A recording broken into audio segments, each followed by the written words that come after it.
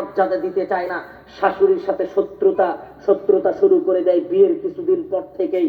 ও মা ও বোন, আপনাকে বলতে চাচ্ছিলাম, শাশুড়ির চোখের পানি, শাশুড়ির বদদোয়া যদি জীবনে লেগে যায়, তাহলে জীবনের বাকি জীবনটুকু কষ্টে যেতে পারে। এই কথাটুকু আপনাকে মনে রাখা দরকার। আপনার শাশুড়ি যদি আপনার কারণে চোখের পানি ফেলে, আপনার শাশুড়ি যদি আপনার কারণে কষ্ট পেয়ে থাকে, তাহলে এর প্রতিদান আল্লাহ দুনিয়াতে দিতে পারে। এই কথাটুকু আপনাকে মনে রাখতে হবে।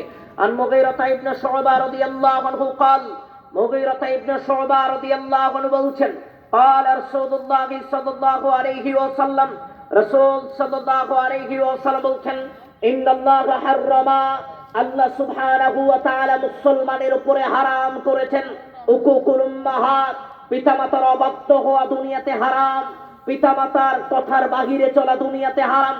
এরপরে আল্লাহর নবী মুআজ রাদিয়াল্লাহু আনহুকে বলছেন, ও মুআজ শোনো, জীবদ্দশায় যতদিন তুমি জীবিত থাকবা, শোনো মুআজ, আসলি বিকালিমাতিন, 10টা উপদেশ মনে রাখবা। ও মুআজ, জীবদ্দশায় 10টা উপদেশ তুমি ভুলবা না। মুসলমান, 1 নম্বর উপদেশ আল্লাহর নবী দিলেন, আল্লাহর নবী বললেন লা তুশরিক বিল্লাহ, জীবদ্দশায় কোনোদিন তুমি শিরিক করবা না। জীবদ্দশায় শিরিক করতে আল্লাহর নবী নিষেধ করলেন। আল্লাহর নবী বললেন, শোনো, ওয়া ইন কুতিলতা ওয়া হুররিকতা, তোমাকে আগুনে পুড়িয়ে মারা হলো, তোমাকে চাকুর নিচে ফেলে দেওয়া হলো, তোমাকে বলা হলো শিরিক করো। শোনো মুআজ, জীবদ্দশায় শিরিক করবা না। শিরিক মানে ঠোঁট তাবিজ পরিধান করা যাবে না, শিরিক মানে মাজারে যাওয়া যাবে না, শিরিক মানে গণকের নিকটবর্তী হওয়া যাবে না, শিরিক মানে মাজারকে কেন্দ্র করে কোনো টাকা পয়সা দান করা যাবে না, শিরিক মানে মাজারের কেন্দ্র করে এক চুল পরিমাণ সম্মান প্রদর্শন করা যাবে না। আল্লাহর নবী বললেন, শোনো, যা কিছু শিরিকের মধ্যে গণ্য, জীবদ্দশায় কোনোদিন তুমি শিরিক করবা না।